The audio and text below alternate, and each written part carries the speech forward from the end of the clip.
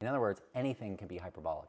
And one other aspect to that I noticed, which was very interesting, because I'm trying to understand my own mind, which is, why am I so random all the time? Or some people call it hyperbolic mindset. And so what hyperbolic actually means is a mathematical term, at least the one that I was looking at.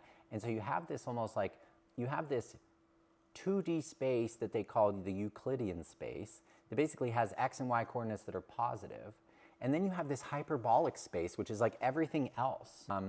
So I had come across this hyperbolic construct from the bees. And the bees have 2% of their population are these bees that do this thing called the waggle dance.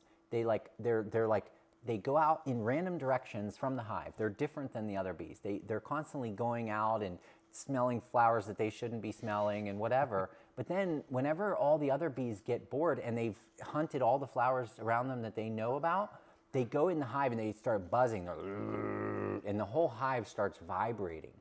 And these waggle dance bees, these hyperbolic bees, okay, and I'll tell you what that means in a second, they go on the ceiling and they start dancing, and they go and they move in these patterns, and they show the other bees where to go to find new flowers. Wow. And this is survival. This is instinct. The species has this built in. Wow. And they said like almost every species has something like this, even plants.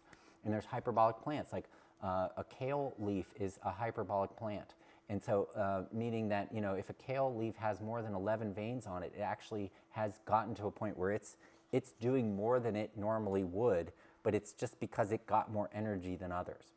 And I observed this out in nature. I observed that where there's more sunshine, there's hyperbolic plants, and so any plant can be hyperbolic.